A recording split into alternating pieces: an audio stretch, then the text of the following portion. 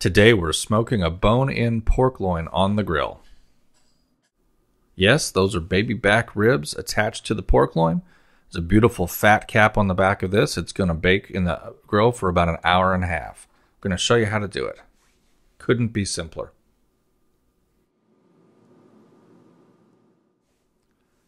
I'm going to make a marinade for the meat today using sage, chives, and thyme.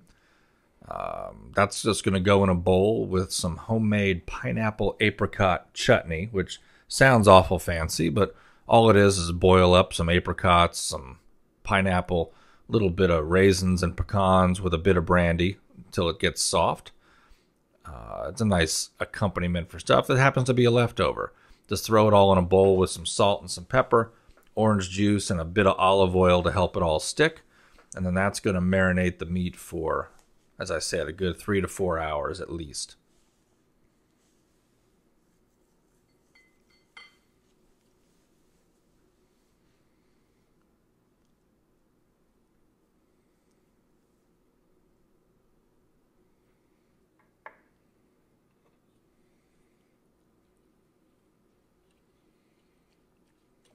When you put it over the meat, just make sure you spread it around and that marinade gets on all bits of that raw meat. There's no point doing it if you're not going to get contact with the meat. Here we are after sitting and marinating for a good 4 hours. We've got the charcoal lit in the chimney starter. When we get going, we're going to put the coals on the right side of the grill and the meat on the left side of the grill for indirect grilling. That way the meat doesn't burn and the drippings don't cause flare-ups. Now, I'm removing all of that marinade and putting it in a small pot to boil it down until it gets thick and turns into a glaze that we're going to use to baste the meat while it cooks. As long as you boil it for a good long while, it's perfectly safe. You want to let the meat dry off. I've patted it with paper towels, and here it is air drying, so when it goes on the grill, it can start developing a nice crust. This is what you want your coals to look like. Red hot, the white ash just starting to creep to the top of the chimney starter, and you pour the coals into the right side of the grill so the meat can go on the left. Gets the heat from the barbecue and all the smoke, but you don't get the direct heat, which causes burning. Today I'm going to use a probe thermometer which stays in the meat the whole time with the electronics outside the grill. That way you can see the internal temperature of the meat as it cooks and you know exactly what time to take it off the grill. No guesswork, and you get a perfect result every time. This is what the glaze looks like after it's boiled way down. You can see how thick and sticky it's become. We're going to strain out all the chunks till all we have left is the syrup. And this is going to do a great job for the outside of that meat while it cooks. Just before I put the meat on the grill, I'm going to put one chunk of cherry wood onto the hot coals. That's going to create a bunch of smoke for the first 15 or 20 minutes of the cooking, which is about all I want today. I don't want to overwhelm this pork with smoke, but a bit of smoke is important at the beginning while the meat can still accept the flavor. You can see instantly you start getting smoke coming out the top of the grill. We're cooking at about 400 degrees today.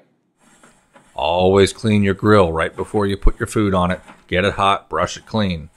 That way food doesn't stick and you never have a big maintenance job. I have just put the meat on the grill. The internal temperature is still 43 degrees. You can see smoke pouring out of the grill. As advertised, we've got the coals on the right, the meat on the left for indirect smoking, and we're off to the races. And now, through the magic of television, after 16 minutes of smoke, this is what it looks like. The internal temperature has risen from 43 to 66 degrees. Things are going great. Today I've chopped up a big Vidalia onion into 1-inch thick slabs. We're going to grill that directly over the coals next to the meat. Everybody meet my primary kitchen helper, Roxy, being as useful as ever. After 45 minutes, this is what it looks like. The onions are going nicely directly next to it over the coals. A little salt and pepper. The internal temperature has increased to 127 degrees, as we know precisely from the thermometer. This is when I start brushing on that glaze to let it cook down and brown up over the last 45 minutes of cooking. After another 40 minutes, a total of about an hour and a half, the meat is at 158 degrees, time to pull it off the grill.